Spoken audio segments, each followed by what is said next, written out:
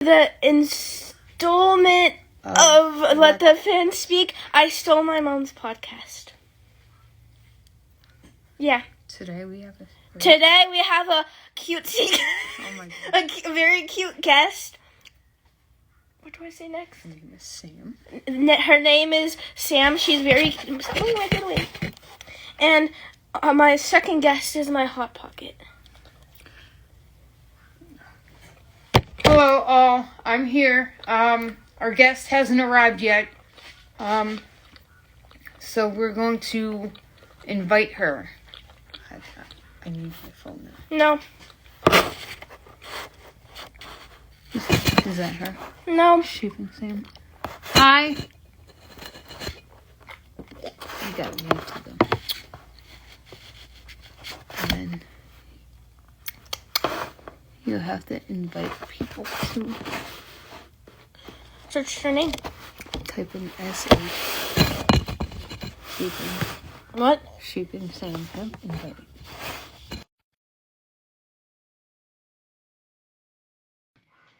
Okay, so we have invited our guest to join, and Marley is eating. My guest. Yeah. So we're just waiting on Why her does it to say join. I waved at people? Because you did. You wave at people when they come in. Okay, not like that. So as soon as our guest comes in, we will begin the interview. I did invite her.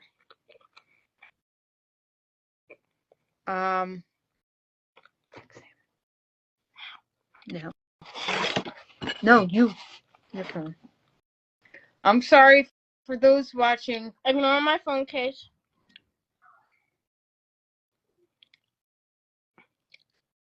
Oh.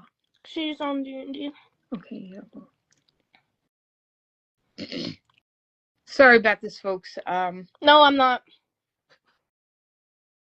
What did you tell her? Nothing. No, what did you say to him? Okay. This. Okay. Put your phone down. Okay. Sorry, folks. We are waiting. Does it usually take this long? No. For our guest, I invited her. Oh, there she is. Oh. Hit wave. Invite the plus sign. Where? Right there. This one? No, next one. This one? Yep. And then invite. Oh, okay. I'm so good at this. Got it. Sam, we invited you. All right, there we go. Hi, Sam. Okay, this is a podcast now. Oh yeah, well, Marley wants to be in this one, so. That's good. Can you hear me?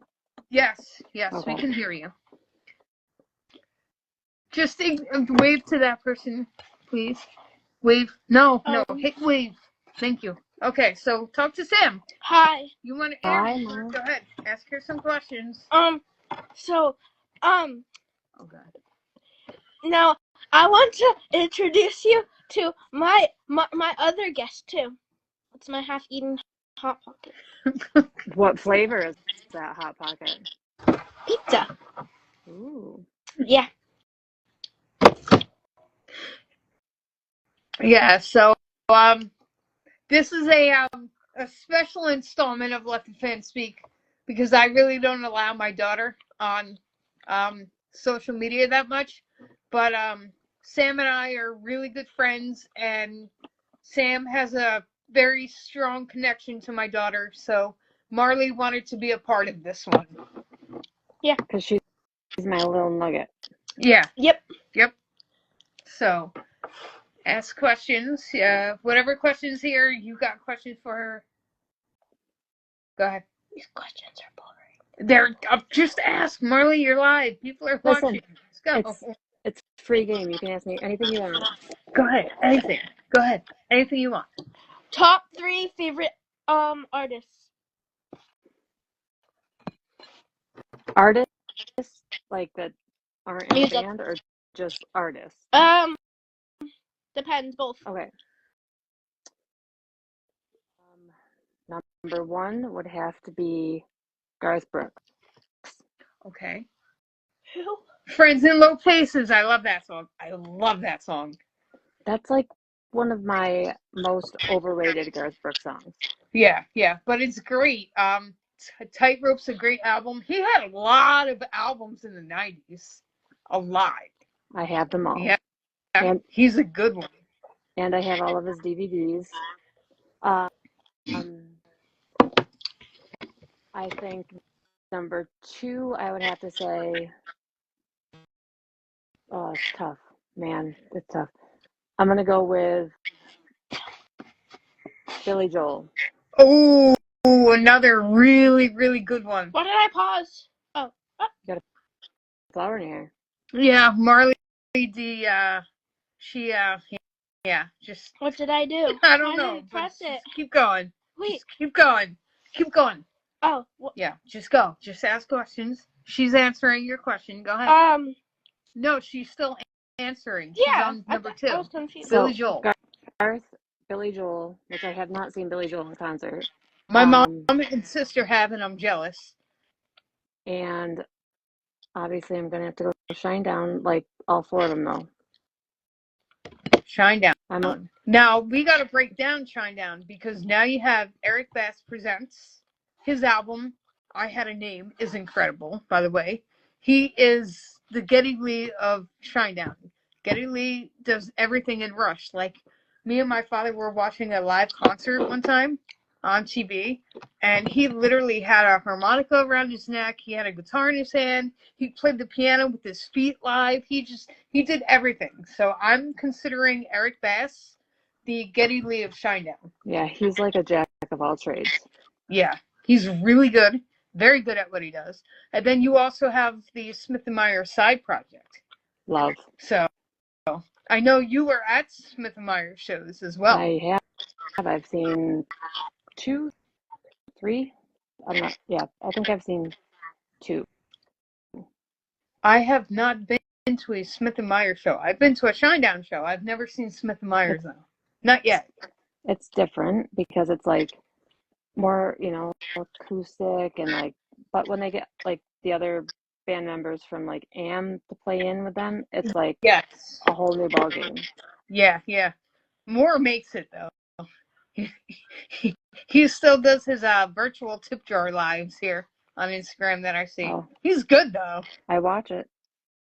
Oh, he's great. He's phenomenal. I'm a fan of JR. Yeah. JR, man, he's the man. He really is. He's good. All right. So now that she answered your 3 artists' questions, what other questions do you have for Sam?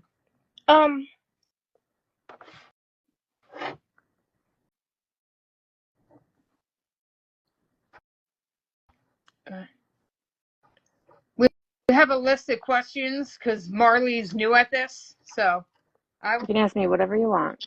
I want to know about that one. Okay, you and your daughter went on a road trip to see Taylor Swift. So how was that? Now, that was a journey. So, Bella's never been to Canada. I wanted to come along just to go to another country, so we brought him, and he stayed in the hotel. And we got to go to Toronto, which I was there for the poutine, to be honest. Yeah. But it was interesting going to a big city because my city is small. Like, I don't even know our population. Like, I think it's like 14 to 19,000 maybe. Right. So we had to take like a train from the hotel, which I accidentally booked a hotel in Alberta, Canada. I've done that. Like a few weeks before, went over my itinerary, and I was like, now I have to find a place to stay. So I got lucky and found a place that wasn't that far, like if we had to take transit. So we did. And that was easy. Right. It was easy to navigate. We got to Toronto after, putting our clothes on and going downtown, got lunch, made it into Rogers Center. And the funny thing is like we were going to be in a obstructed view because we got tickets for very cheap. Right. Went to go to get our tickets to where we were going to be backstage behind the stage, so we weren't really going to see anything. They upgraded our tickets to this amazing view, like so close to the stage. Like I think people behind us, and we looked online, those tickets were going for like $30,000. Wow. Yeah, insane. So Wow. Gracie Abrams opened up for her, which Bella loves Gracie Abrams. So did she. Um, and I will just tell you, I don't care if you like Taylor Swift, don't like Taylor Swift, amazing songwriter, like phenomenal show, like huge spectacle. And like I've been a Taylor Swift fan since like she came out with the song Tim McGraw. When she Right. got Oh, through the when she went through the Reputation era, I was like, it's not my like cup of tea because like I like pop, but not like I don't love pop. right. I like songs that are like very like I listen to the lyrics of the songs. Like that's my thing. Okay. So like the lyrics have to hit me. So Right. when she came out with Midnight, well, the Red album is like one of my all-time favorites. But when she came out with Midnights, I was like, this is an amazing album. But then when she came out with Tortured Poets, I was like, this song is about female rage, and I was ready for it. Yeah. Like Yeah. that's my age, like hitting, because like Bella's age hasn't really felt that yet. Right. So she likes the more poppy songs. Right. But I like all those like I like folky songs that like the meaning is there. Yeah, definitely. I read a book about Taylor Swift. It was called In Her Own Words, and it was a different kind of like it was a different format. The book that I read was like bits and clips of interviews from Grammy nominations, Broadway shows she's been to, magazine interviews, and TV interviews. So it was just like in her own words, literally, but it was just quotes from different like interviews that she's done. It was a very interesting format to read. It definitely was. But I still liked it because it was true, you know? I mean, she stayed true to who she was. She didn't care, and she still doesn't care. You know, she'll write songs about breaking up with this artist and that artist or that person, and everybody criticizes her for it, but she's real, she's raw. It's literally her emotions and her moods and everything that she's feeling, she literally puts into every single song she has, no matter She what does. it is, no matter what it's about. And that's what I like about Taylor Swift. I'm not scared to admit it. I'll admit it. She's a great artist. She really is. She writes her own material. She's real about it. She's not fake. She doesn't act like she's faking it. She doesn't have to fake it till she makes it because she already made it. Right. But she's not fake. Yeah. So that's what I like about Taylor I'd Swift. like I'll admit that. I'd like to see her take a break and just like live her life for a little bit. She's been stalked. People have, I mean, gotten into her apartment like twice on the same day. Like, I Yeah. mean, she has to have some high tech security stuff. So, I mean, it's, yeah, I can't imagine being famous. No, it's not for me. Yeah. Yeah. I understand that one. But yeah, that was an interesting road trip to Canada. That But must have been fun though. Like just the traveling. yeah, it was okay. So, I had cataract surgery in this eye. So, my night vision, I have really bad astigmatism, and my eyes, for some reason, just are not working very well right now. I don't know. Right. I have to get another eye doctor appointment that I kind of skipped. But so driving is hard at night. Right. So when we got there, it was night and there was a lot of like, on major highways where you have like the medians and you have to like loop around to get into places. Yeah. They have like little like lights on the like, so like your traffic lights are here, but then they have another one. So if you have to turn, so it was very hard Mm-hmm. for me. So, and I think I have to update my regular, like my navigation system in my van. So Mm-hmm. we weren't going off my phone, we were going off my van. So I got lost the Right. first time, but, Mm-hmm. but we made it and we were safe. It was fine. Oh, that's great. I'm glad you made it safe and all that through. Yeah, I'm pretty sure night vision and driving and yeah, especially when you don't know where you are. You know. Me and Okay, so my best friend Emily went with us, and we always get lost wherever we go. Hmm. Um, we've gone to Buffalo, we've gone to Pittsburgh. We always end up in the scariest parts of wherever we're going to be, but Right. we always venture out and make wherever we're going to be happen. Right. We So, get there by hook or by crook. yeah. Yeah. Really. So, um, go ahead. Ask your question because you're almost done. Marley's only going to be here for a little bit longer, but she did want to say hello to you. So, Of course.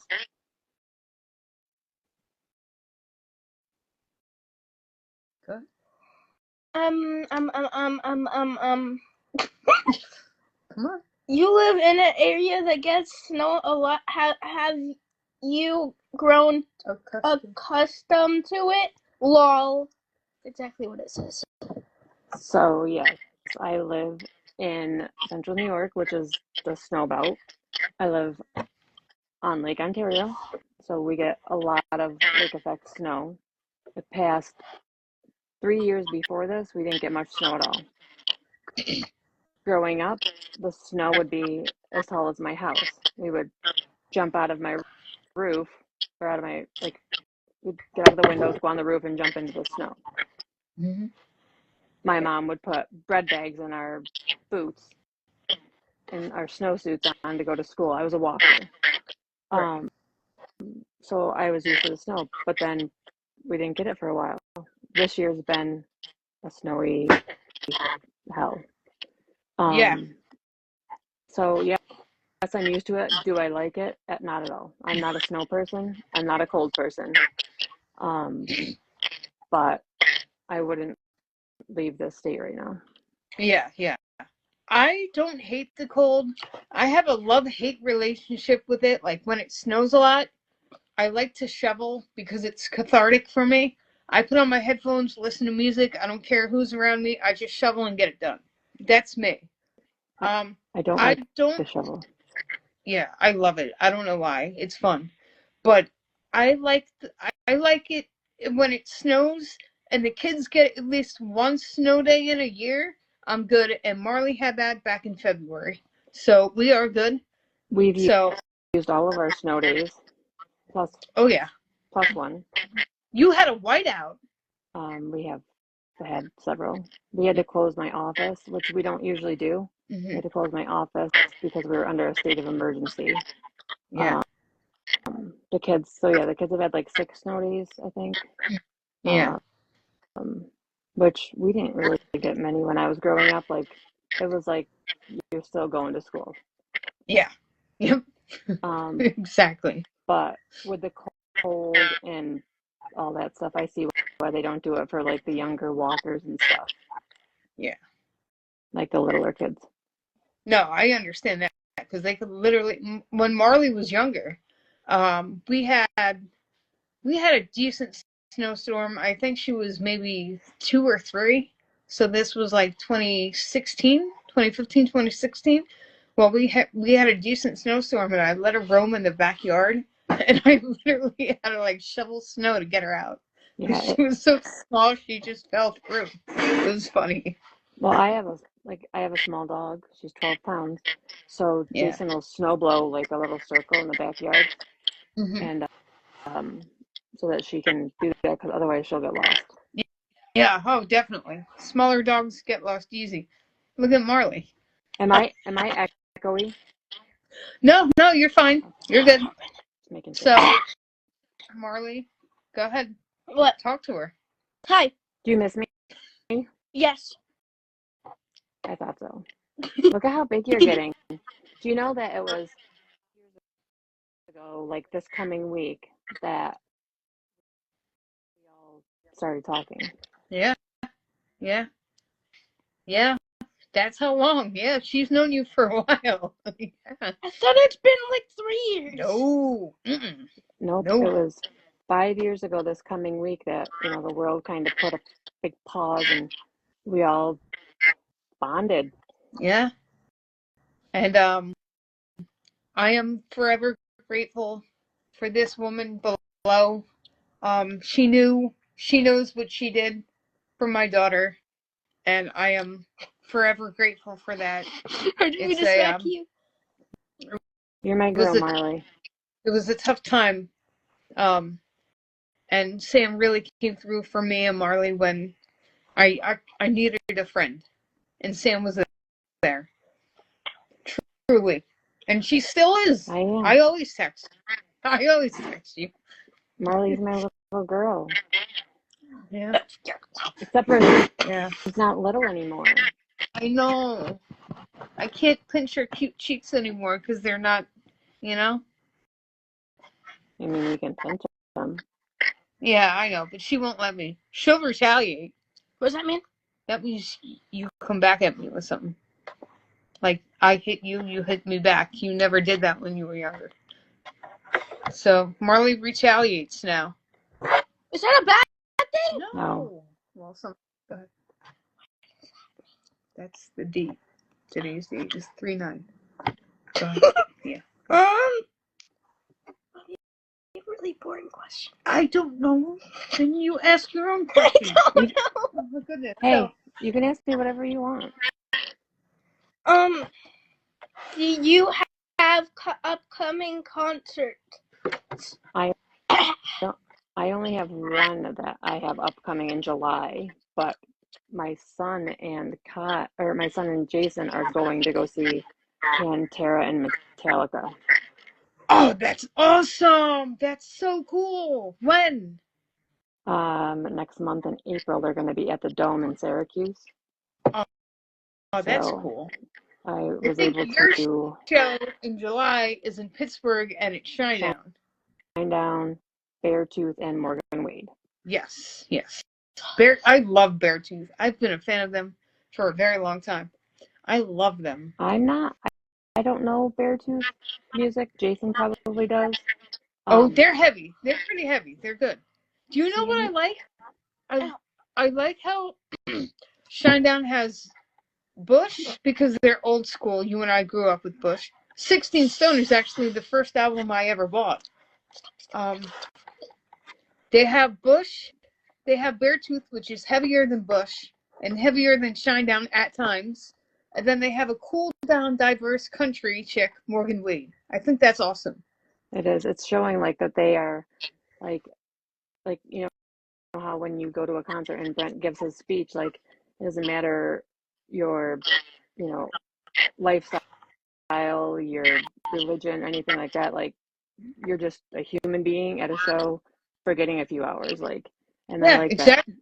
Like, exactly. Just on for the 3 hours you're with each other. You'll never know who you meet. Really, you don't. Because Morgan Wade's been in the public eye now for a little bit with the whole Kyle Richards from Beverly Hills Housewives, and you know it's been controversial. But I think she's a strong woman who, you know, she just had a double mastectomy and worked her way back, so she's pretty badass. But I don't know Beartooth, but I'm there for Bush and Shinedown.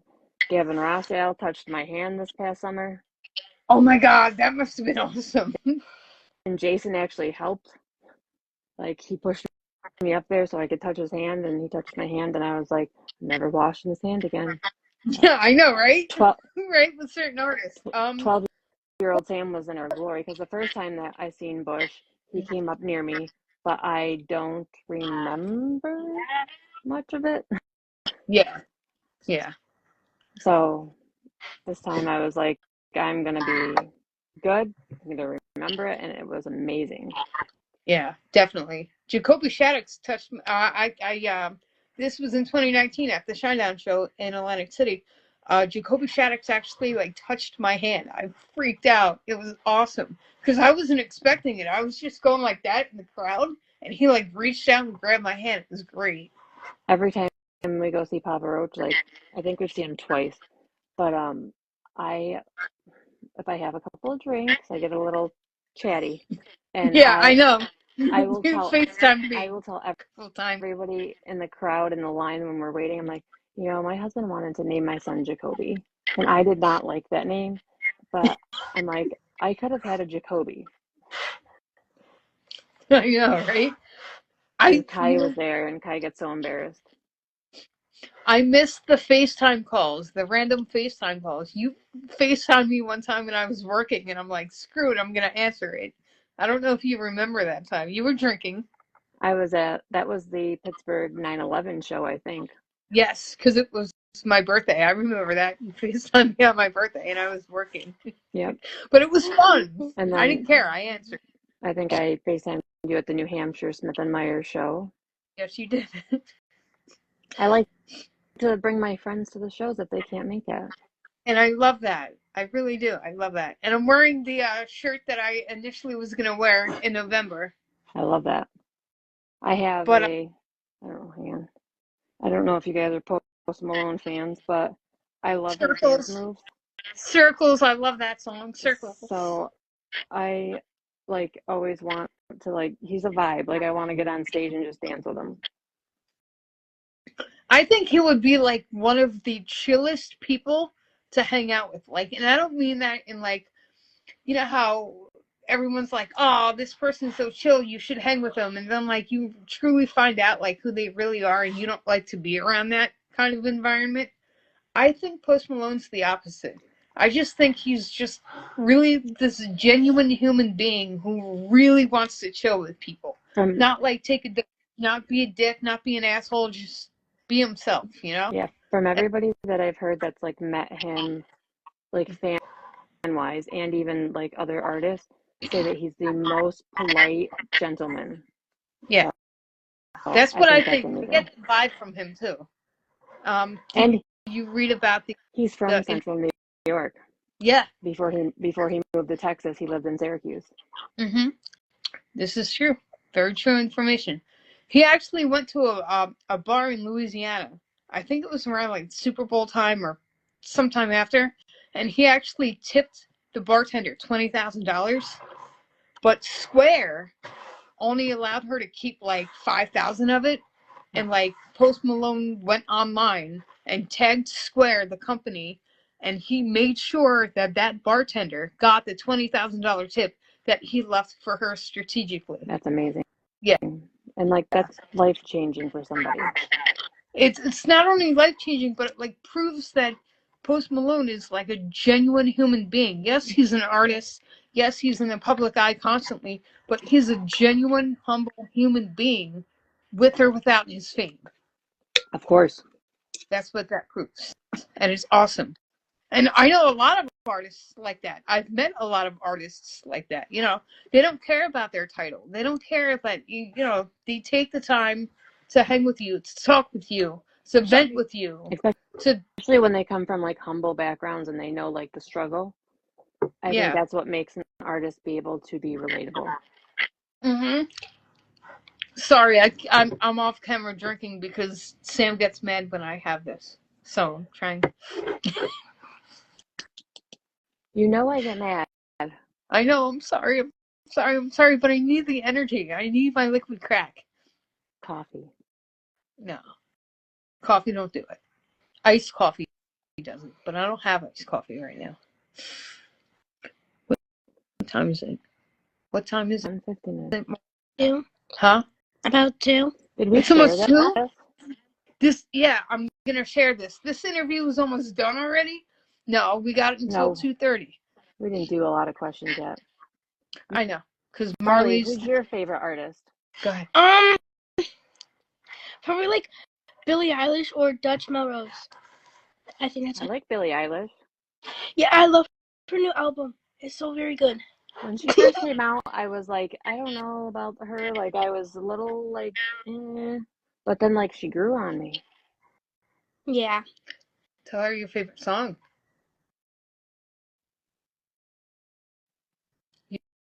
You sing it all the time. What's your favorite? Birds of a Feather. There's a lot I sing of her. I know, but what's your go-to song?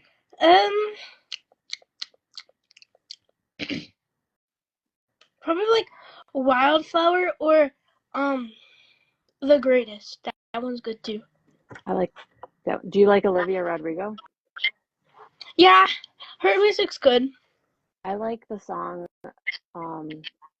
It's on the I think it's Guts album, and there's a song on there. Oh, I can't think of the name, but it's kind of like a breakup song, you would think, but I don't see it as a breakup song. See, I have this weird relationship with my parents, and when I hear it, I think of it in that aspect. Yeah. I'll have to tell you what it is, but I can't think of it off the top of my head. I like that. Like, so as everybody knows, because I've said this in past interviews, my father died in 2014, and there's a song from a band called Of Mice and Men. I love them. The name of the song is "You're Not Alone," and it's an amazing song. I don't think it really pertains to like the death of a parent or the death of a best friend or the death of anyone. It's just a genuine message to everyone saying whatever you're going through, you're not alone. Yep. So I really resonated and connected with that song so much that I listened to it and I still get teary eyed because it's just when my father died, I needed that message. I needed to know that I wasn't alone. You know what I mean? Yep. So, and that song just really, really, really clung to me. So anytime I hear that song, I have to let it play out in honor of my father. And the one song that I cannot listen to without crying is On My Inner Arm, my inner left arm. I know. Wish You Were Here by Pink Floyd. I can't do that song. It's a great tribute song. I love it. It's so emotional. It's so raw. It's about Syd Barrett. I just can't do it. I just can't. There is a song, there's two songs that are hard for me to listen to about my dad. We have a decent relationship now, but we went 5 years without talking. And Yeah. throughout my childhood, it was off and on. Like, talk for a couple months, not talk for 3 years, talk for a few months. It's so as I became older and had kids, I had to make a choice. I didn't talk to him for 5 years, and then somehow life brought us back together. But I had to make a conscious choice that I was letting the old dad that I knew, the one that hurt me as a child and all that stuff, he's dead. He's gone. This is a new dad, a new relationship on my terms, and I get to pick those terms. And that's how it is, and it works. But the song Piece by Piece by Kelly Clarkson. Yes, yes, definitely that one. Oh my God, yes. That, when I first heard it, wrecked me. And I'm married to an amazing man. So I look at him and I'm like, you know what? My daughter's never, ever going to feel the way I felt. Ever. Right, And exactly. I, like, that's what makes me able to listen to it. But during that time, that song Praying by Kesha came out. Oh, yes, And that's another one. that's probably not about a parent, but like, to me, I hear it and I'm like, that song relates to that situation to me. Right. And I just was praying that he would become a different person and that he could change. And I hope that, he's in a happier place. Yeah. And that's, I mean, we talk, but it'll never be the same. And I've forgiven him for a lot of the stuff. Mm-hmm. But yeah, there's definitely, like, you can tell, like, there's that, but I don't need him for validation anymore. So, like, that's what helps me. Right, exactly. And that's a lot. That's a lot for someone to go through. Like, I mean, I've known you for 5 years. a very long time, so I know your past and where you've been and where you are, and you've really come a long way. And then A lot of therapy, a yeah, lot of self-help books, special therapy like EDMR, grounding techniques, like those type of things have really helped me. yeah, definitely. And And talking to my support system, which are you, the other girls, my family, my friends, coworkers. yeah, it helps. It really does. And when you were going through a lot, so was she, and you just happened to be there when I needed somebody, and you actually saved me. You helped me help her through a really tough time. And, you know, being that I have a daughter who was Marley's age at one time and went through that stuff, Yeah. I had the help of my therapist and my support system to give me teachable moments that were able to be passed on to help other people. And that's my ambition in life. I want to be an advocate for women and for people that struggle with any type of mental illness or depression, anxiety, anything like that. Like, because I think women need to be there for other women. Yeah, 100%. And that's I'm gonna probably be on this it's a violence prevention committee that I'm gonna be joining, and it's to help our county and our city like with some violence prevention, and I'm hoping that leads to me doing some more advocacy stuff. Yeah, definitely. Yeah, definitely. Because it's International Women's Day week. International Women's Day was, I think, Yesterday. and you know that's a good thing that we have that, because a lot of women are silent with what they're going through, and it takes a lot to come forward. It really does. And you just telling a bit of your story and your past, it not only shows your bravery, but it shows your courage and your strength to get through this and to actually let people know that they're not alone in whatever they're going through. Yeah. I mean, it's hard to be vocal about some struggles, especially with certain things that I've gone through in my teenage years and childhood. But right. if I can help one person with sharing my story and telling them that they're not alone, it's worth it. Yeah, exactly. I did that on a podcast. I told my story on a podcast, Strong Enough podcast, and she was asking me for a while. And it's not the fact that I didn't want to do it; it's the fact that I didn't think I could get through it emotionally. It's hard.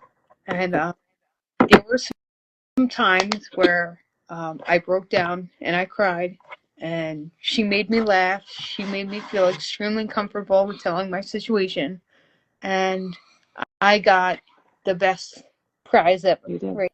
You did. Sometimes you got to go through the worst things to give you the best rewards. Exactly. I agree 100% with that one. As Marley's just stealing the filter. Marley's just, yeah, she's I didn't expect Marley to be this long on this podcast. It was supposed to be 10 minutes. I know. It's been 30. I'm not comfortable with putting Marley on social media that much. I could talk about her, but I don't do it that much because of the world we live in today and predators and all that stuff. So I don't really, I try to refrain from this, but this is a very special interview because you and her connected years ago at one point, and I felt the need that Marlene needed to be here so that way she can see you, she could talk to you again, So. Is this way of your of you telling me to leave? Yeah, but no, you don't have to leave. It's all right. You could stay, but you do have to ask questions because that's what I do. Most of it is music. I do have one that I did want to ask you. If you grew up in the 70s, what one band would you listen to a lot? If you had to pick one band from the 70s. Man, it's tough.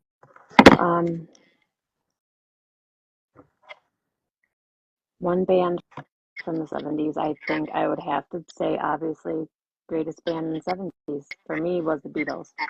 Okay, all right. So let's go with Beatles. The Get Back album. I mean, I'm a huge fan of that album. That documentary from that filming was amazing. I'm a huge Beatles fan as it is, but I know like people think that they're overrated, but I think like if you had to pick a band that really screams 70s to me, I think that's it. They definitely paved the way. I think that's like, I mean, I could pick other bands like I think that are like that scream 70s as well, but there's so many different genres that were going in the 70s. Like you got the start of newer rock, you got the start of disco. Yep. Then you had like, you know, the 60s going into the 70s with the, you know, Beatles stuff. You had Motown going. Right. It was a lot. Oh yeah, a lot of Berry Gordy action there on the Motown. Love me some Motown. Oh my God, so many Motown stuff. Oh jeez, I can't even. I grew up listening to that as well. Anything from the Platters, the Whispers, Temptations. You could give me the American Graffiti soundtrack. Yeah. And that, like, to me, like, that's like 50s, 60s, like, into the 70s. Like, that's like the epitome of Motown to me. Yeah. So one song that Marley knows, but she doesn't know, is there's a part in hold on a minute. I have to sing the song in my head. Hold on. Wait a minute. I have to think of that song. Let's Groove by Earth, Wind and Fire. Yeah. You know, the boogie on down part. Marley knows that part, but she doesn't know. There's a dance to it. There's a little dance section that she does for that the boogie on down part in Let's Groove by Earth, Wind and Fire. But every time she hears it, she goes, I don't know this song. And I'm like, yes, you do. Like, every time. It's funny. My wedding, so my dad kept going up to the DJ and was like, play Casey and the Sunshine Band, play Earth, Wind and Fire. Like, that was his thing. Like, he is a Casey and the Sunshine Band freak. And Earth, Wind and Fire. Boogie Like, Shoot. Come on, Boogie Shoot. Like that's my dad's stuff. My mom is like 80s hair band stuff, like Bon Jovi, like Poison, Cinderella, like that kind of stuff. Motley Like Crue. Motley Crue, Def yeah. Leppard. Like I remember listening to like Def Leppard, like Do You Want to Get Rocked as a kid. And then my dad is like, you know, on the other hand, listening to like disco, and like he had a crush on Taylor Dane back in the day. Like, oh my God. no, Oh my spectrum is all over. My parents didn't even listen to country, so I don't know where like my 90s country love comes into play. But like my uncles, my mom's brother did. So he took me to see Reba a lot. And when I seen Reba, when I tell you, like, when you think of like a Broadway production, or if you've ever seen a Reba McEntire video, her live shows were these like elaborate like shows. Like if you were seeing a Broadway play, like she'd fall out of the sky into a box. She'd like live out the video on stage. And so like I've seen her 4 times, like, and it was just life changing. So I mean, I've read every Reba biography. I know her inside and out. Like, she's a queen for me. Yeah. Her show, Happy's Place, my mom watches. It's a good one. I've seen a couple of episodes. Stop. And I like the show. I used to like the show Reba. And then when I started watching Shameless, and Van from Reba was on that show, I was like,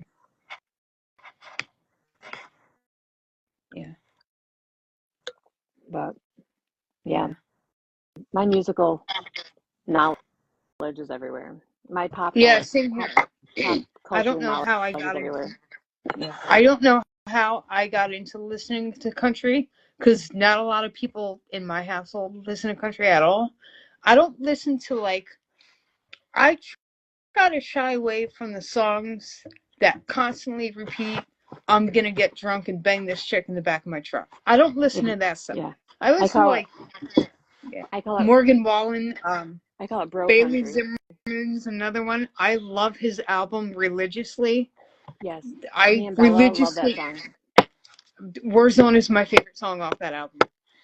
we're Bailey fans. I'm not a big Morgan Wallen fan just because I don't Condone. no, not that. I just don't none of the songs like get to me. I think I don't know, one of his earlier songs I like. Yeah. Is there a tequila song or something? Whiskey glasses. Okay, yeah, that song maybe, but I've never like really um felt like any of his songs moved me. But Bailey Zimmerman, yes. Zach Bryan, there's a few songs that I just love of his. Kane Brown's a good one. I like Kane, but like other than that, like there's not a lot of newer artists that I like. I like Priscilla Block. I found her when like 2020 when she was like just starting out on TikTok, and I talked to her a few times like via chat, and then I got to go see her in concert, and it was like this bad chick from like the South, like just ripping it up on stage. I was like, she's awesome. And then as a humongous Garth Brooks fan, I have been following him and his family for a long time. Like my love of Garth Brooks started like very young, and my family never introduced me to his music, but I just saw, I think it was his live in Dublin that really got me. But I follow his daughter Allie Colleen, and Right. she's toured with Jelly Roll. Yeah. And she rocks, man. Yes, she does. She's really good. I don't understand like how you grew up country and like you shy away from it when you're live and you do your own thing. Like she doesn't. I don't want to say she doesn't want to be a part of like the country community because she's always going to be that because of her father. But like, I find it really, really, really cool that like she's diverse like that. You know what I mean? Now, what she said in an interview with Bobby Bones was that she didn't want to be under the spotlight in the name of her dad. So that's why she doesn't go by, she was married, she got a divorce. Right. But she took her grandmother's name is Colleen, so she went with Allie Colleen. And she made her way, like she's a songwriter. She made her way without her dad giving her a chance. Yeah, that's what I mean. That's what I find so like inspiring about people. Like you could be famous, your parents could be famous, but you have to know where they came from. You know, I mean, you got to know that they had to go through hardships or they had to go through poverty or they had, I mean, they had to go through a lot to be able to, make you grow as who you are, and no matter who you are. Like, we all have different backgrounds. We're all diverse, and we all adapt to different things. And I think that's cool that, like, I'll take Brent Smith for an example. Brent Smith has a son, and Brent Smith's son, he goes to school. Now, they don't know, like his teachers and everything, they don't know who Brent Smith really is. And I think that's awesome because I think Brent is teaching Lyric a lesson to grow up and earn everything that you've gotten instead of having it be given to you, And like the whole Nepo baby thing, like, is a big thing now. And a lot of people don't want to be labeled as a Nepo baby. They want to make their way themselves. Right, exactly. And you need those experiences and those teachable moments growing up. Otherwise, you're not going to know any life experiences to relate to. Exactly. Yep. You got to fall down and get up in order to experience a lot of things. There's this one quote that I live by, and it's true. It's good days are good to have, but bad days are better because bad days teach you experience.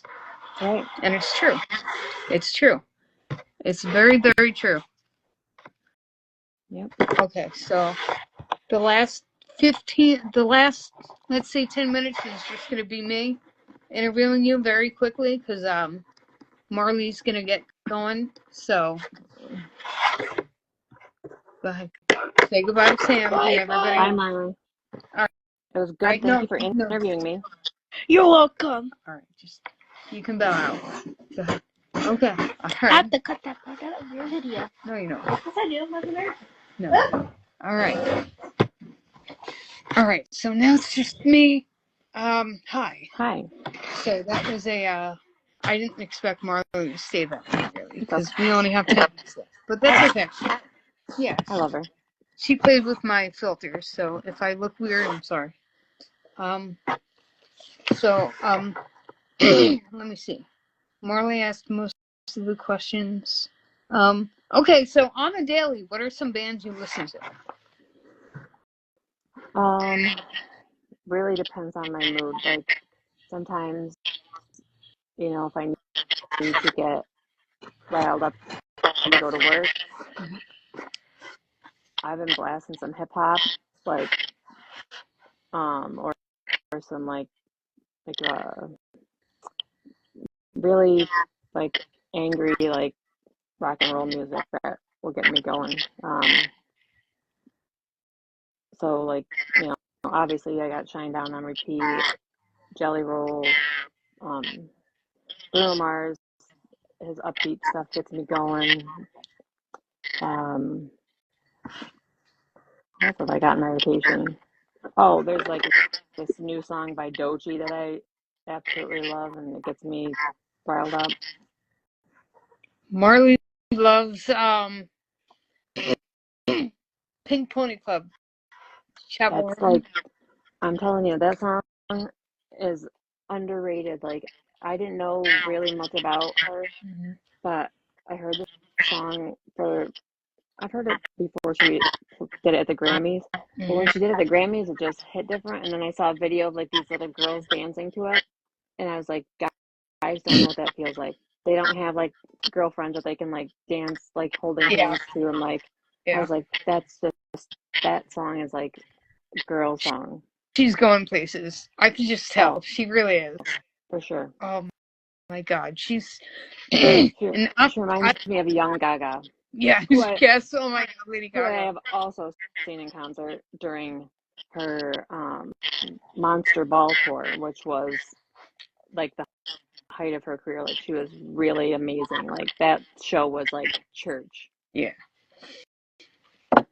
I hear she's good in concert. I've never seen her. I have. um, I think it's Fame is the name of her album with Just Dance on it. I think or Fame Monster or something. Uh, Um, I'm not a. Fame Monster. Then it was Monsters Ball There you go. tour. That's with Judas on it, right? That's got Yes, Judas and You and I. You and I, Marry the Night. Yep. Okay. That's my favorite album. Yes. I used to have to She's. sing that song, Marry the Night, to Bella to get her to go to sleep. But I love that. I love it. Like, she's going to grow up and she's going to remember that. And then if she has children, she's going to tell her children about the decade that she grew up in, the songs that she remembers. And then that's how they're going to know about music through us. You know what I mean? Like, my dad, he was a big Black Sabbath fan. So, I grew up listening to that. And my mom has a different background. She listened to R&B, disco, soul, Motown, all that stuff. So I have the best of both Yeah, worlds. And then I threw in country. I don't know how, like you same. said, I don't know I how don't it know how. happened for me. But I mean, country's the same though. It's like super emotional. Like a lot of people don't listen to metal because they don't understand the lyrics. If you break down most metal songs, they're super emotional. It's just their way of portraying how they feel. They make Yeah, you angry to amp you up. But at the same time, they're doing the same thing as you and I, like they're going through emotion. They're seeing things the way they should be seen and they're singing about them. But most of the time, people shy away from metal because they don't understand the lyrics. And there's a certain motto that metalheads have, and that is don't judge the screaming until you know the meaning. And it's absolutely true. see, and that I've shied away from a lot of like very metal, like screamo bands Right. just because I can't understand the lyrics. And for me, it's got to hit me. Like, I got to be able to hear the words first, Yeah. and then the melody comes in. Like, I don't care about like all of the Right. banging and screaming and stuff like that. Just doesn't bring me in. I have to hear like what the words mean and if it will resonate with my stories, or if it tells a story that I can relate to. That's what gets me. Yeah, exactly. Um, Moose, yeah, Allborn's good. Allborn is really good. Um, but most metal, like, I take Lamb of God, and I actually have to now because of like Randy Blythe being so blunt about what he went through and like his time in jail. He wrote a book. He found himself. I find myself actually listening to the lyrics for Lamb of God now because his perspective changed from when As Palaces Burn come out to right now. It's a totally different vibe, but it's still the same Lamb of God. He's still screaming. He's super emotional. It's just the way he portrays the lyrics is a little bit different. So that's why with Lamb of God now I gotta break down the lyrics a little bit, but I still love them. I've seen them live twice. Oh my god, they're so good live. They opened with Ruin, which comes off as Palaces Burn the first time. And then the second time I saw them live was with Slayer. Slayer was really good. But that time they opened with Omerta, which comes off Ashes of the Week. And I love both albums so much. I resonate with Lamb of God. I do. See, and I don't know them that well. Like, Jason will sometimes go down and bang on the drums, and like he'll play people that I don't know. He likes Falling in Reverse a lot, and I'm not a big there's, fan of Ronnie Radke. yeah, me either. And then he likes that other band. I can't think of the name. Ice Nine Kills, I Prevail. I think it's I Prevail, maybe. I'm not sure, but he likes to play some of their stuff, and obviously he goes like hard on the 3 Days Grace, Oh yeah. um, Breaking Ben, Godsmack, Yeah. like, those kind of bands. So I have a quick question because this is gonna end in 2 minutes. Do you want to go live again for another hour so that way I can interview you? And Yeah, this is gonna be live, and then part two is coming. Is that okay? yeah, that's fine. Okay. All right. So this is gonna end at in like a minute and a half. So once this ends, I'll go live again. I have to make a description of this, post it to my Instagram, and then it gets posted to Facebook, and then I'm gonna go live again right after. So if you could bear with me when this ends, I just gotta write a description, post this, then I'm gonna go live, then tag you again. Sounds good. All right, cool. So this live is gonna be continued. Yeah, I love you too, Stacy. This is going to be continued, Stacy, so I please don't see stay. do I get to see comments? I don't know. I see comments. I don't know if you can. Stacy said, I love you, ladies. So, in case you Oh, didn't what see. I can't see them. That's weird. That's very strange that you can't see them. But, Allborn Army official, I know who he is. He says hello to you if you don't. Hi. You can't see. So this is going to end very shortly, and when it ends, I'm going to do a description, and then part two is coming. So everybody in this live now, part two will be coming right when this ends, and I don't know where it's going to be cut off. So I normally try to make things under an hour, but this is a special interview because Marley was a part of it. So yeah, so I don't know why you can't see the comments because the viewers here, one viewer just said he could see the comments. Okay, I wonder if I have to turn them on or something.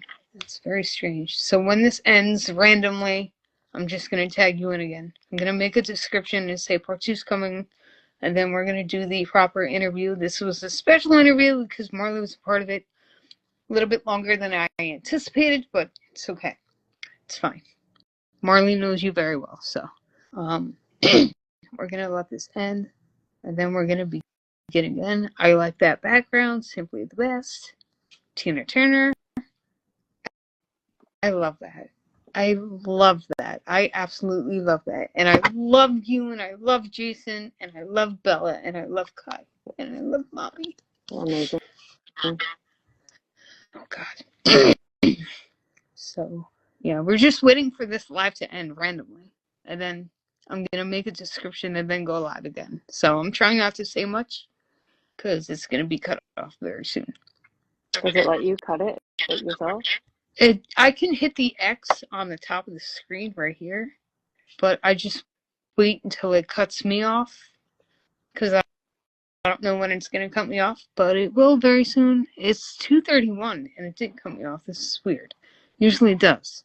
So I guess we'll continue the interview, and if it cuts off randomly, I'll tag you in again. Yeah, that's fine.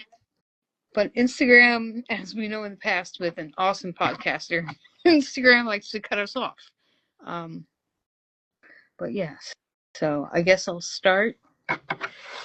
So, how is work for you? Work's busy. I'm also taking classes for work, in billing. I have been working at the same place for 10 years. Been in healthcare for almost Yeah. 18 years. And I was CNA, then I got a job as a medical receptionist, did that, and I moved on to billing last July. And I've been doing like financial coordination, collections, billing, and with billing, I have to do a lot of appeals and stuff like that. Yeah. But it's a lot of learning because everything changes for insurance companies, and Yeah. insurance companies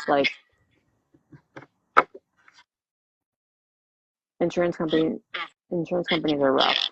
Oh yeah. We'll say Oh, that. I know that. I know that. They're hard asses. They So definitely are. so fighting with insurance companies is, a Oh yeah. daily Oh, I task. know that. So, but I have enjoyed learning because I felt like being in the medical receptionist thing, it just got to be so monotonous after a while, like doing the same thing over and over and over again. Yeah. Which is important, like checking people and making sure demographics are in right, making sure the insurances are entered properly, that kind of stuff. Right. But it can be very busy, overwhelming. Mm-hmm. So work for me is a little quieter downstairs. But it's definitely, I learn something every day.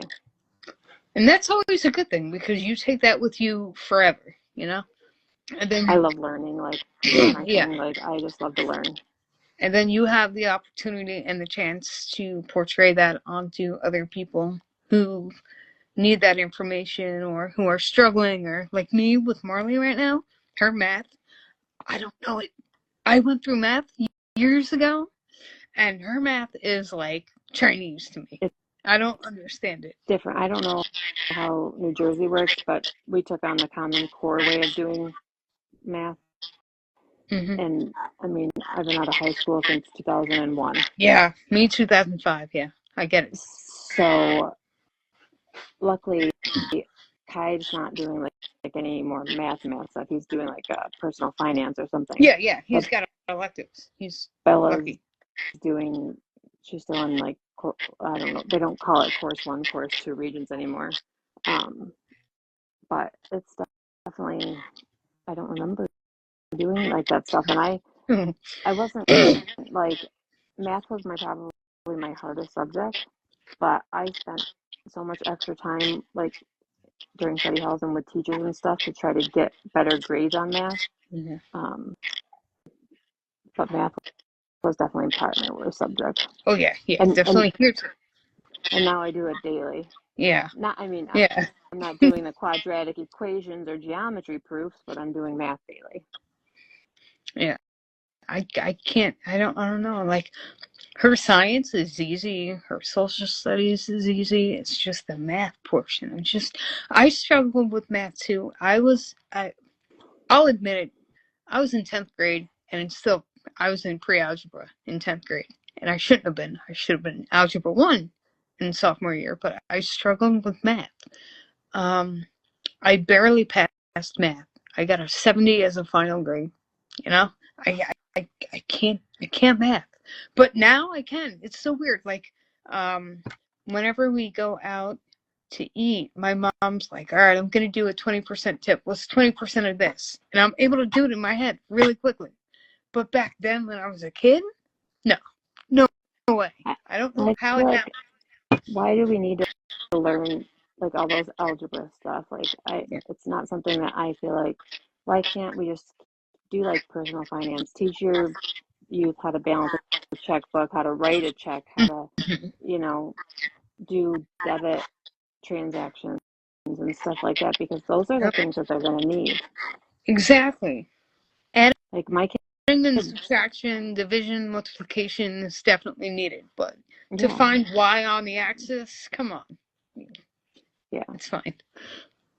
Because it's the state that the Board of Education is in constant communication with the state, and the state standards are what they are for the mathematics and the academics of the Board of Education for school in New Jersey.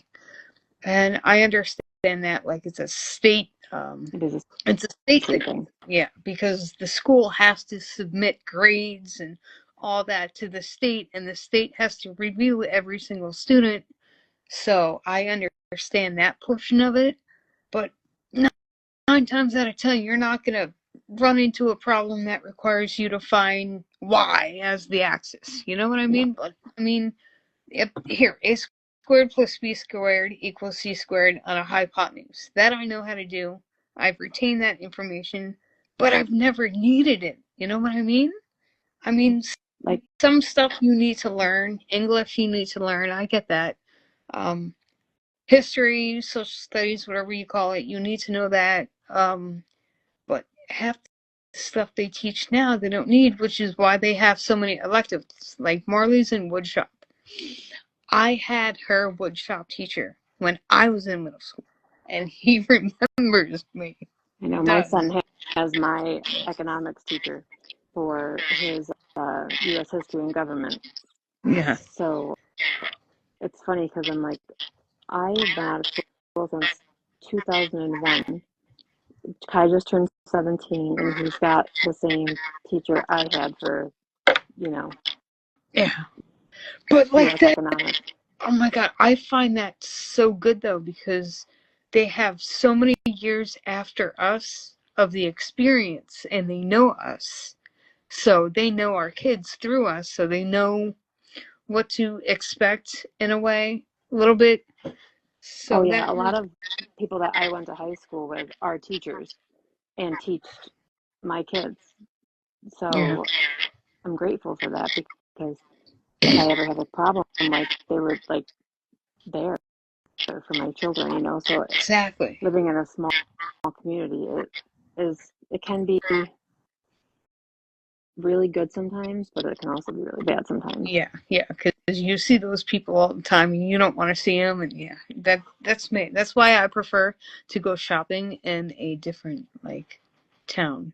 Oh yeah, Where, if I go to Walmart or something, I see 20 people I know. yeah, I don't like that. I don't like, and then they acknowledge you, and then you got to make conversation, and it's just super awkward because you don't want to. And, yep, I've been there. Um, that's why I go shopping in a different city.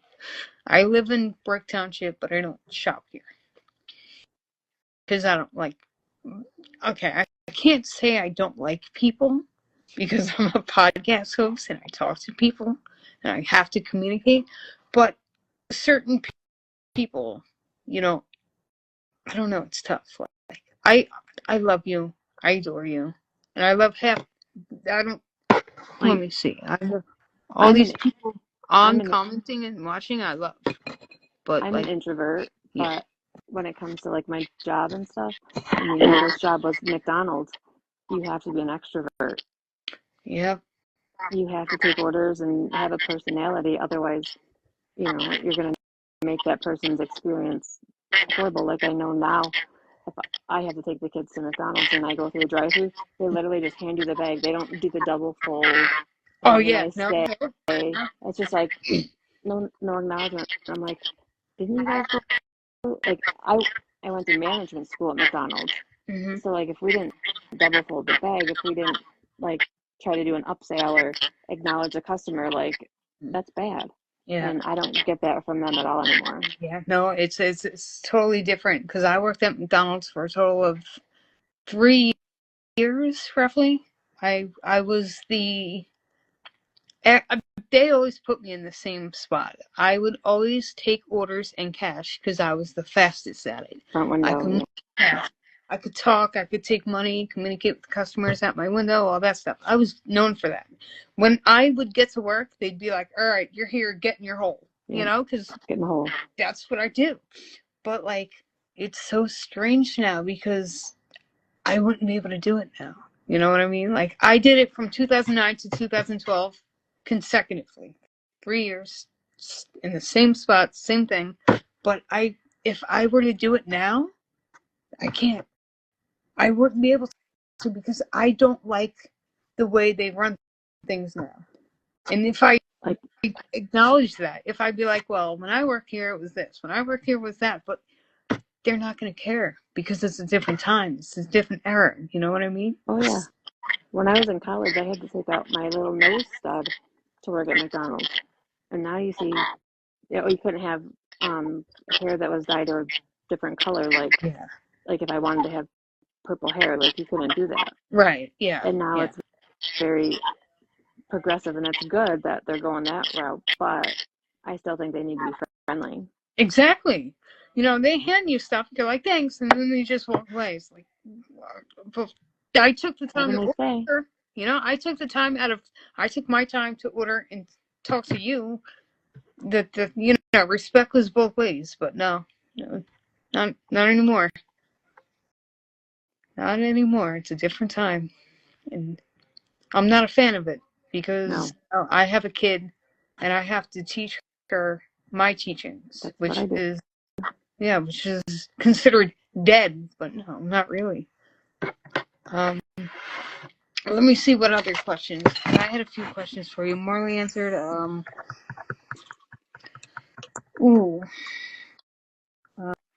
No, I asked you the 70s. I asked you about work. Bands you listen to daily. I answered.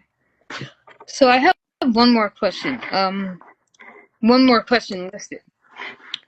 How is your family? How's everyone doing? We're good. Let's see. I'm doing good, as I can be, I guess. Jason's doing good. He's been having plantar fasciitis on his foot, so that's his dilemma of the month. Yeah. Kai's doing good. He's going to be finishing up his junior year, and my little one, my social butterfly, I can hear her out in the kitchen. She just got back from a sleepover. They had a St. Patrick's Day party at a friend's house. And her and her little best friend are out in the kitchen. I can hear them talking. Aww. And yeah, my mom's doing okay. Like, she had the flu a couple weeks ago, pretty bad. Yeah. So we're all trying to hope not to get it. So we all kind of dodged a bullet there. She stayed in her room, but she was really sick. Yeah, I remember. Oh man, that's just awful. But I'm really glad she's better. Yeah, she's better. And, you know, like, we're all kind of hanging in there. Yeah. Just waiting for the summer, because even early spring, like, it's cold and dreary. Yeah, so. We don't have spring here. We go from winter to summer. In New Jersey, we'll have like a couple days. Like, it's going to be in the 60s on Tuesday. So I'm glad for that. And then it's probably just going to go right into summer. We get a couple of false springs, and then we get a snowstorm, and then fall, spring, and then a snowstorm. So yeah. So I don't know. Mother Nature's all over the place, but whoever's holding her drink right now, just dump it because she's done. She's flagged. I don't know what's going on, but she's yeah, she's definitely not a happy camper. no, she never is. No, no.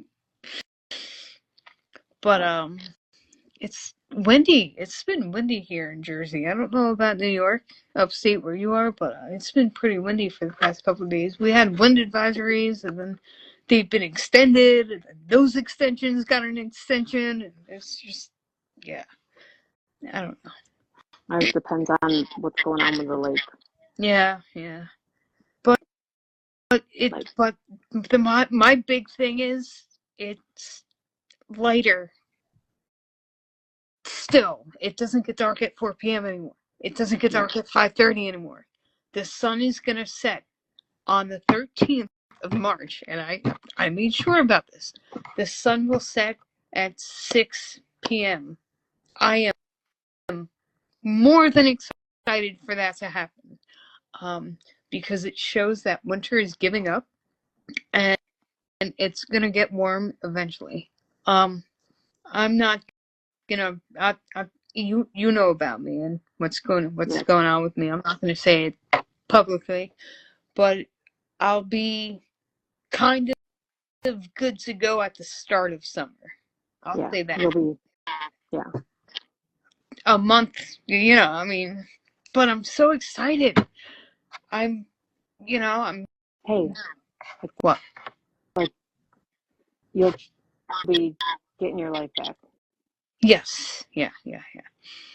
Piece by piece, Yeah. good song. But yeah, I got a couple things to fix after that. But it's definitely changed me, and try not to cry because you got to be a professional podcaster, especially when you're live. I know, but it's still emotional. But I am. I'm super emotional. I'm ready. You're strong this time. I'm gonna do it. I'm gonna go through with it. I'm you gotta give yourself credit. Yeah, I'm gonna crush it. I'm gonna just go on a whim and just do it because it needs to be done, and potentially it could debilitate me to the point where I can't do basic everyday physical activities if I don't do this. So, Mind over matter, and this is going to be life changing. Yeah. It definitely will be. I'm not sure about the aftermath, how long, but I gotta do it. And we can talk off the podcast about that stuff, as I can tell you, like, some people that I've known that have had that in their turnaround time and stuff. Yeah, so it's just time for me to break out of my shell and just get it done, get it over with, just to be able to live better, This has been something that's been going on with me for a very long time, and I was silent about it. And few people actually know, and those few people know who they are. You're definitely one of them. But and you know what it is, and I'm kind of nervous for it, but I'm gonna do it. You got it, and because I promised support. Yeah, I promised people this time that I'm gonna go through with it, and I hate making promises that I can't keep. I hate to do that. And I promised certain people, like you, I did say, I promise I'll do it, and I'm gonna do it. Because I can't live like I should be if I don't do it. So, before I start crying, let's let's change the subject on. Have you read any good books lately? I have. I'm actually finished. Hang on. This book. Oh, Let Them? This is an amazing, amazing book. It is life changing. I finished that last week, and then I just started Chelsea Handler's new book. Ooh, okay. But this book, like, literally is, if you read the Let Them poem, like, I know what that's about. This is really a huge, eye-opening, emotional thing. Like, it is like, let people do and say things about you. It's not for you to decide what people think about you. Right. It's And true. it goes into that, but it's also let them think what they want to think, but then let me decide how I'm going to react to it. Right. And it, I mean, that hit right to the core of me. Right. That, oh, wow. Yeah, it's true, though. It's absolutely true. You can't control what others say about you. You can't control what others think about you, but what you can control is what you say about yourself and what you think about yourself. And you know what I mean? That I love that book. I actually might get that book. I'm a music book nerd, Same. if you will. I read tons of music biographies and all that auto stuff, but I'm all about books in general. I enjoy reading. I know a lot of people find it boring. A lot of people don't, they're not attentive to it because it doesn't like grab their attention. And that book, just the title, Let Them, it's true. And And I it's like actually, off camera, I'm going to ask you where you got that book and everything. Probably Amazon. Amazon. But yeah.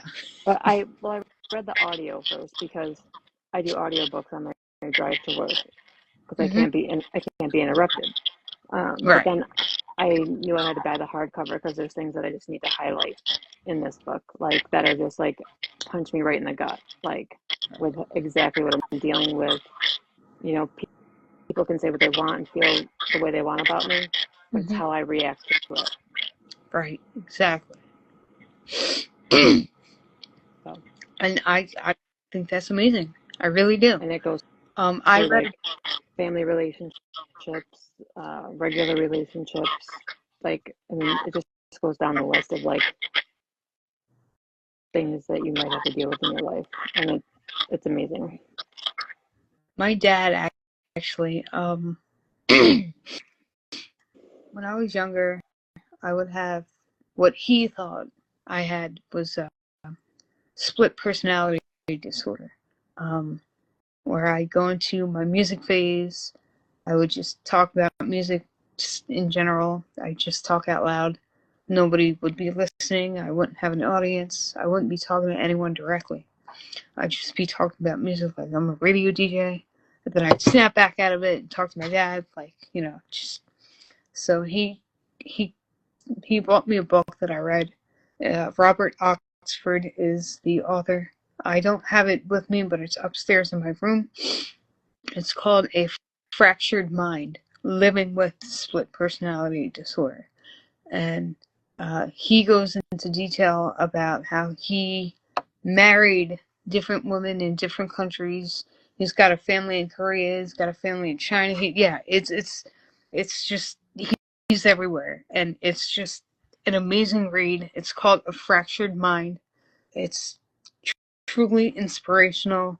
I keep it still because my father's no longer here, and it's like if I get rid of it, it's like a piece of him is gone, and I don't want to do that because he cared enough about me, and he worried about me enough to buy some random book that he found, and he gave it to me. So I mean, that's my way of appreciating him and honoring him by keeping that book that he strategically gave to me because he cared deeply enough about me and he wanted me to snap out of whatever I was going through.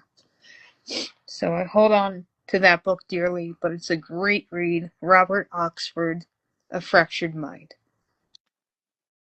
It's truly an inspiration. I'm going to send you a picture of it because I still have it. Okay. But I read some books by Eric Bishop, The Body Man, I have. And what's this? Ransom Daughter. I just got that book, Ransom Daughter. That's a really great read. You know, I mean, I've read Abraham Lincoln's Gettysburg Address. I do read normal books. It's just most of them are music because that's what I am. I'm extremely passionate about music. I'm hoping to make it a career. That's why I started this podcast, because I want others to be a part of my journey through this. So I'm letting the fans speak is what I'm doing. So I'm hoping that this podcast goes somewhere. In the process of editing videos so I can actually upload it to my YouTube channel. So I want to give fans the opportunity to speak their mind, promote themselves, sell themselves if they have to, get it out there, because it might help somebody else in the process. And that's what I want to do. I want to be able to help people, communicate with people, and resonate with people all through music. And that's what brought you and I together. Shine down. Yep. Music has given me some of my best friends. Music has healed some of my broken pieces. It's the one thing that really kind of brings the world together sometimes. Yeah. I mean, look what happened during COVID. You know, concerts were shut down. There were no concerts going on, but people still made it through. They still made music. They still wrote music. They didn't care. And they still got their music across the country, across the globe. They got their point across. And I think it's amazing, you know, through really tough times, even through pandemics, music just pops through. Yeah, and it does. It's what did Stevie Wonder say in that song, Sir Duke? Music is music. He didn't say it. I gotta listen to that song again, Sir Duke. But music is the universal language, and it's truly inspiring and mysterious in a way of how it brings people together. The music is always there. Yes, Stacy, I'm an artist. I agree. The music is always there. Always. There's always a song for some part of your day that you just need to hear. Yeah. And I'm gonna let everyone know in advance. I have a interview coming up on Thursday at 7 p.m. Eastern, and it's gonna be awesome because I know these two people very well, and I'm just hoping everyone can join in on Thursday because this is gonna be epic. I'm gonna tell you more about it after this interview is done, Sam. But let me just say, I'm branded with their band's logo right here on my wrist. That's their logo. So I just want everyone to be a part of it if you can at 7 p.m. Eastern Standard Time. But yeah, I have a lot of interviews booked. I'm still booking interviews for anyone interested up until May 10th. May 10th is the cutoff. Then I'm going to take some time off because you know why.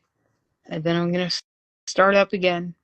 But I just want to interview people. I just want them to tell their story through music, their favorite bands, their favorite artists, if they've met anyone, their most memorable concert, their first time moshing. I remember mine. I told this when I interviewed Eric Bishop. It was an involuntary mosh. I was pushed into the pits, and it happened to be Bodies by Drowning Pool, which, oh my God, I just went for it, and it was one of the most memorable experiences that I've ever had through music, and I cannot listen to Drowning Pool now. I have Can't do never it. been a fan of moshing, to be honest, but I love it.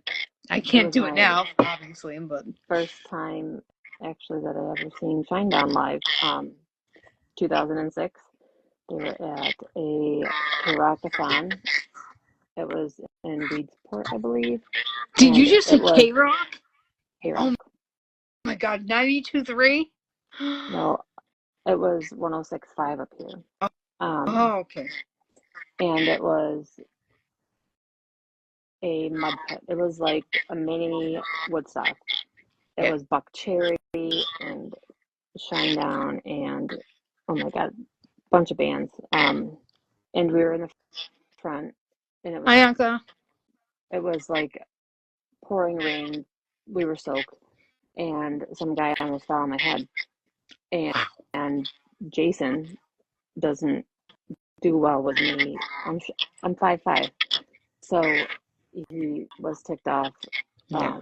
because they were, body surfing and they were so close to me, and I was outside of the mosh pit, but the people were throwing shoes full of mud. It was just ridiculous.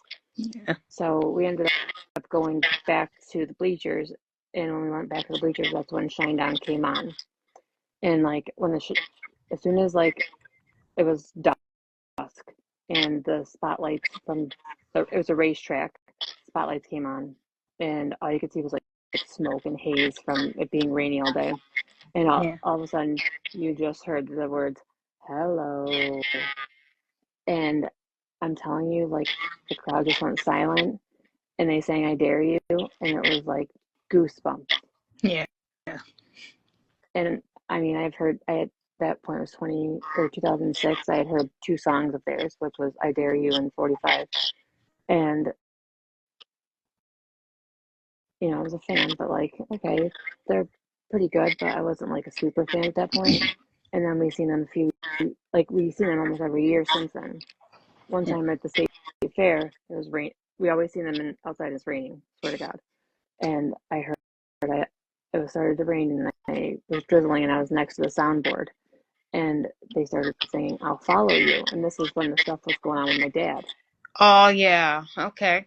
and it was just like, this song really, It hit. and I was going through something also at the time, and I just remember, like, after I got home from that show the next day, I took a shower and I was playing that song, and Jason was in the bathroom probably shaving or something, and I just remember I'd laid down in the tub and I was sobbing, and I was like, the song just hurts because I just know no matter what you and I go through together, you're going to be right there with me.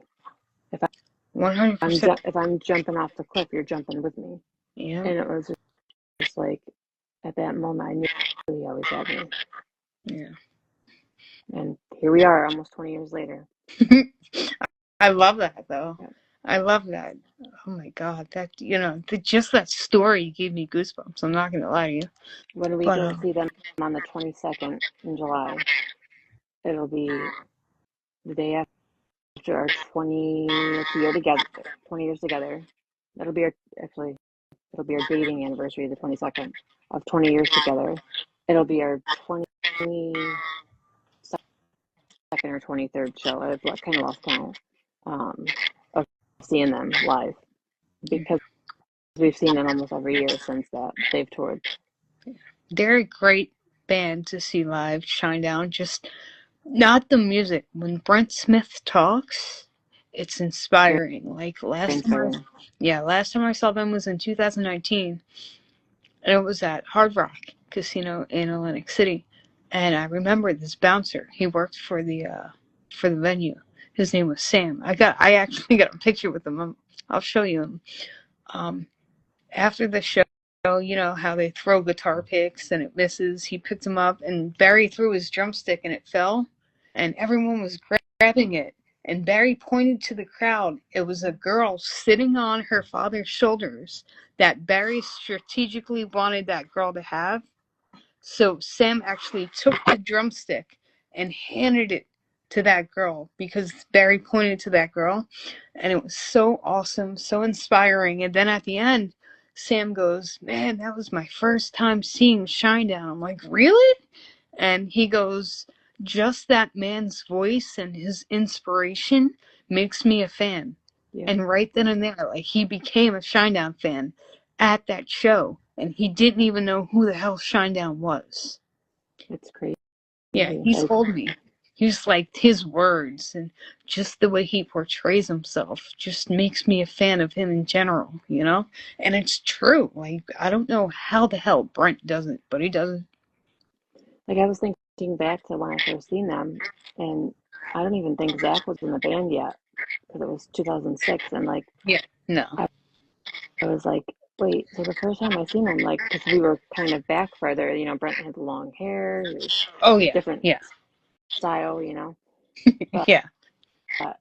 I was, and I don't even think Eric was maybe in the band yet. I think it was Jason and Brad. Yes. Yeah. And Zach might have been second guitar at that point, but I don't remember I think they much because, and picked Zach up because I think he was a tech for Non-Point, he said.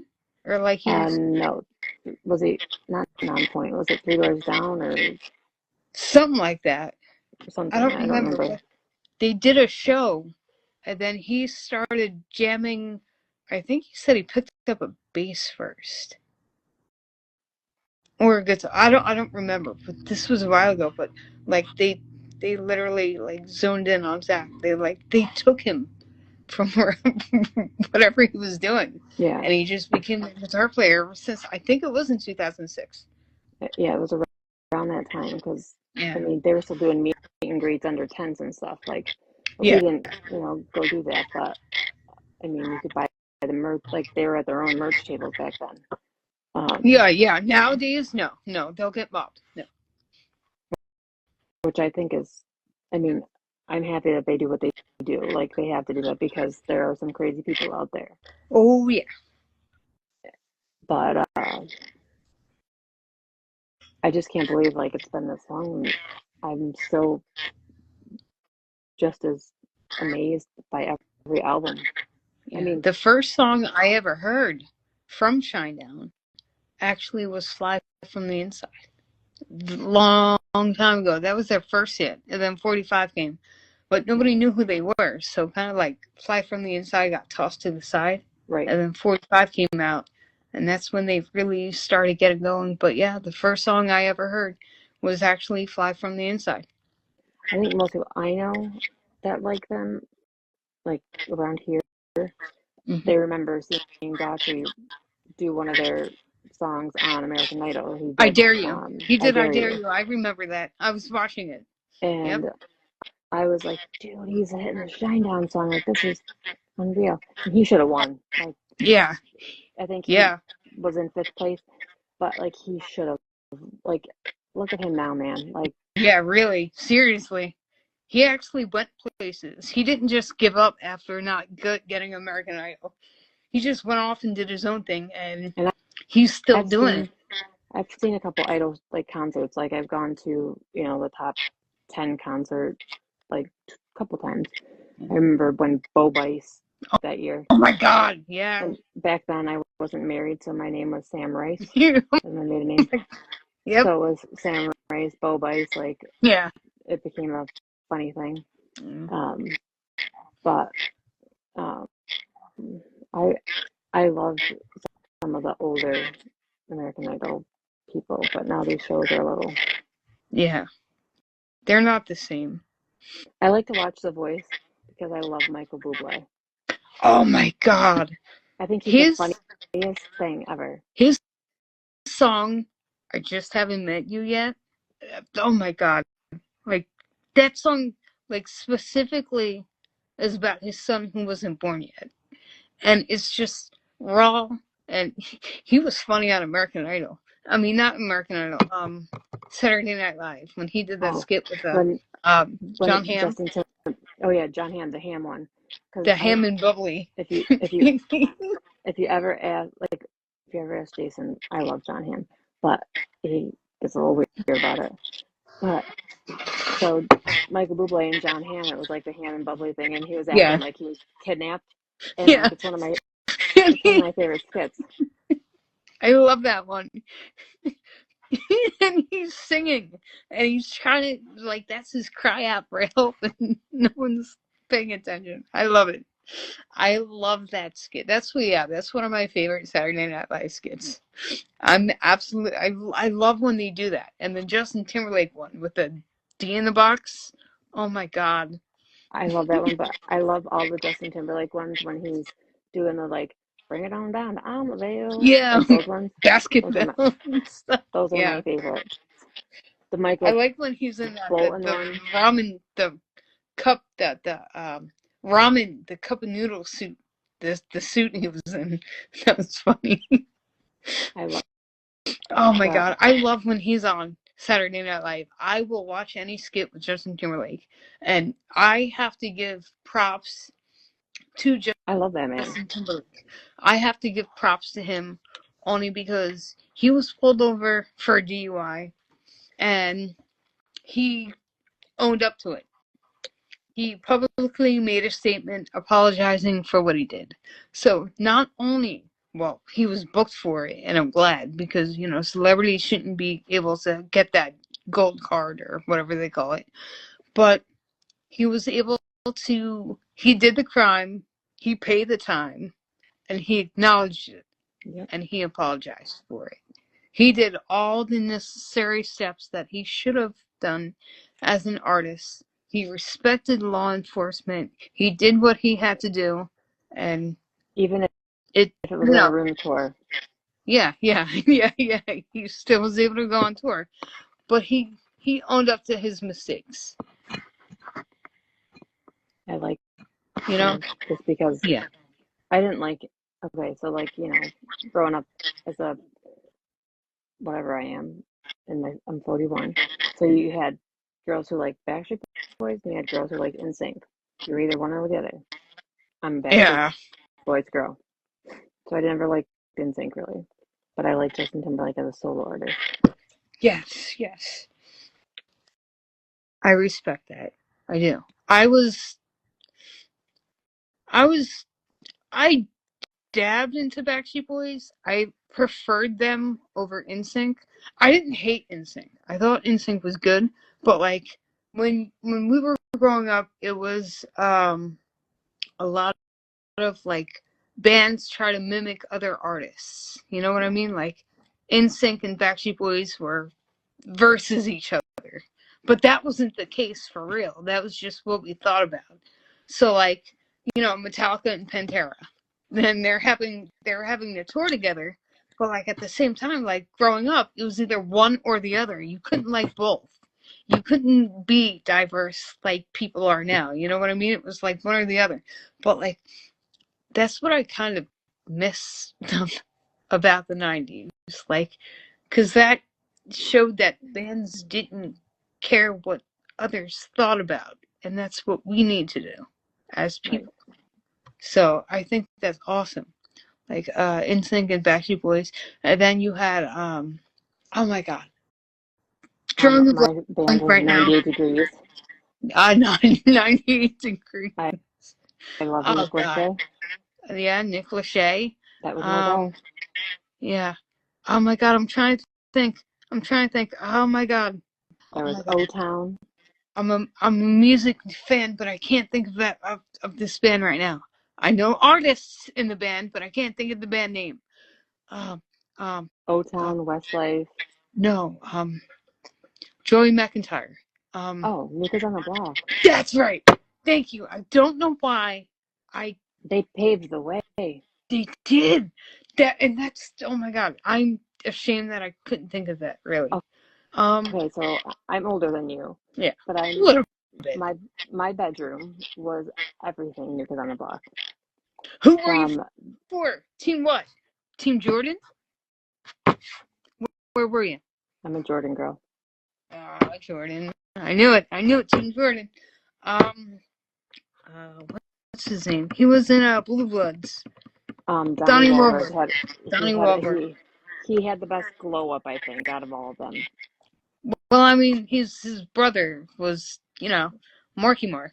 So I mean, So, but yeah, like we got to see them. I think Emily and I went to Buffalo to see them 2 years ago, and I seen them a couple years before that.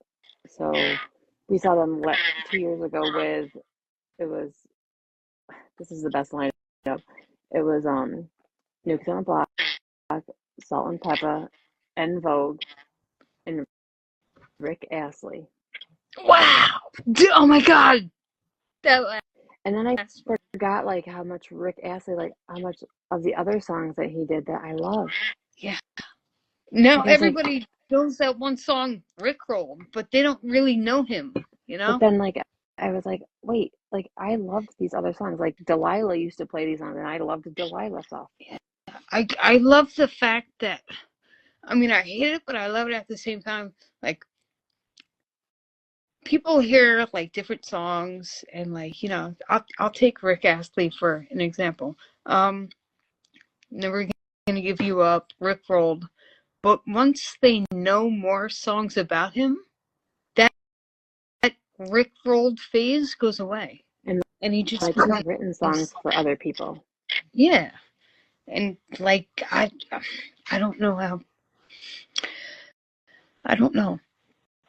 I It's hard to explain, but it's truly amazing once you know about an artist like that, all that bad shit goes away. I like to hear songs like that aren't the biggest hits. Like when you said like Garth Brooks' "Friends in Low Places," like that's not my favorite Garth song. Or like Because everybody earlier we talked about knows it. Bob Seger and the Old Time of Rock and Roll. That's not my favorite song. Yeah. And I'm just like, you got to hear the other songs, man, that just like punch you Exactly. right in the gut. Exactly. Like, I'll take Bob Dylan for an example. Bob Dylan, his son is in a band as well. The Wallflowers. Yep, Wallflowers. Bob Dylan's one of my favorite Bob Dylan song is a song that I heard a lot at work, and I hated it because I didn't understand it, but it's Maggie's Farm, which is definitely like not Bob Dylan, but it's Bob Dylan. Rage Against the Machine covered that song.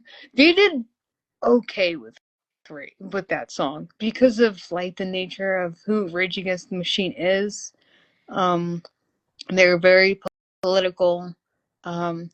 Some songs are anti-law enforcement, so they're very diverse with that. A lot of people are on the fence with Rage because of what they stand for.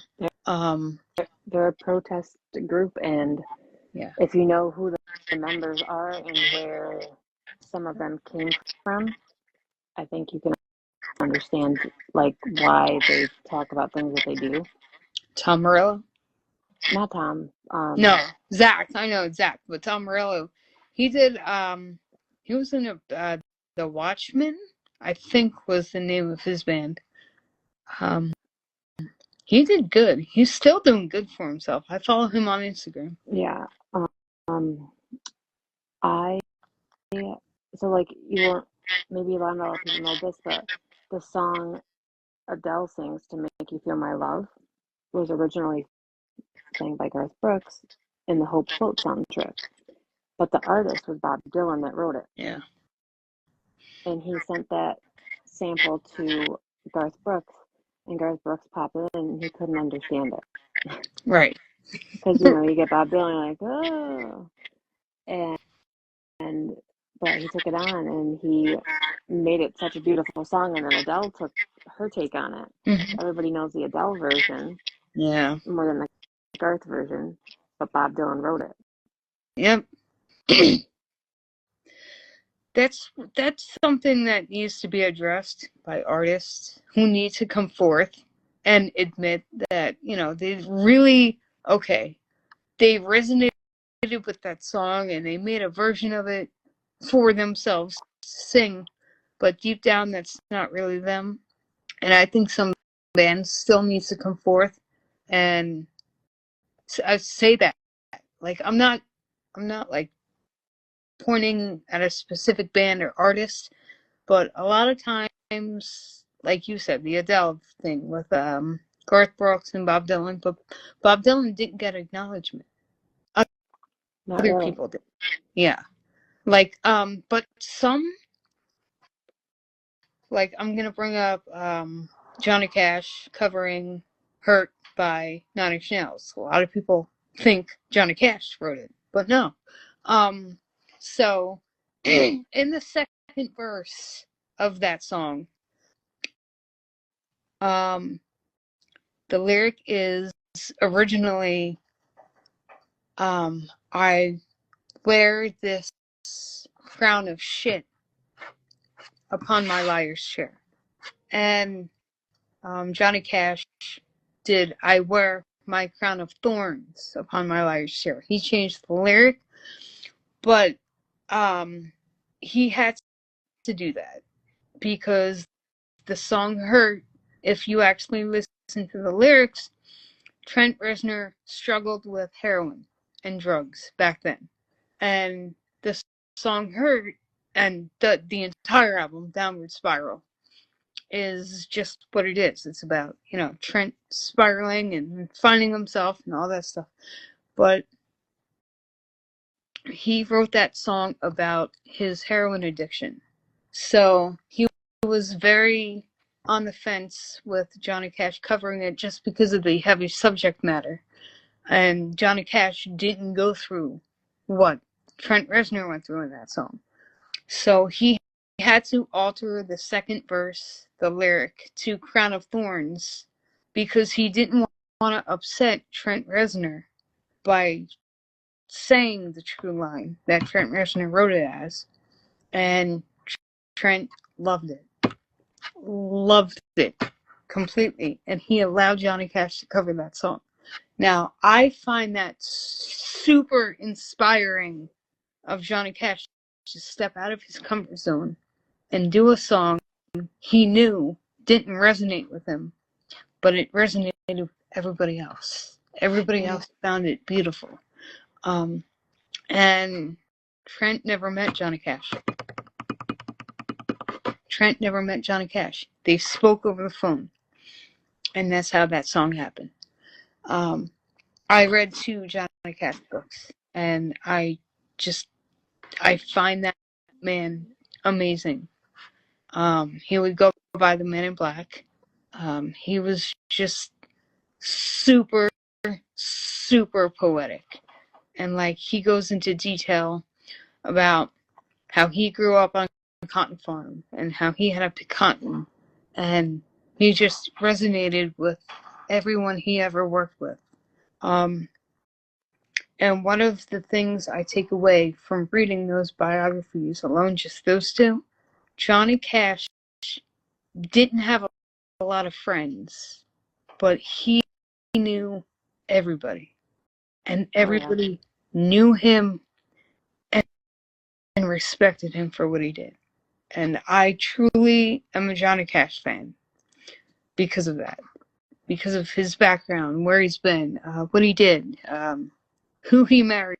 He had kids. And at the end of one book that I read, I'm not going to give away all of it, but when he died in the hospital, each of his children got to cut his hair and keep a piece of his hair, and most of them still have it.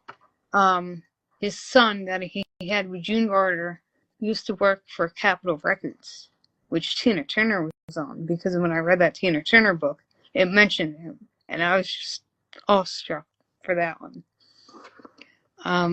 It's just, I cried when Tina Turner died, not because we lost an artist, but because she was set free from what she went through. And I read that book, and Sam, oh my God,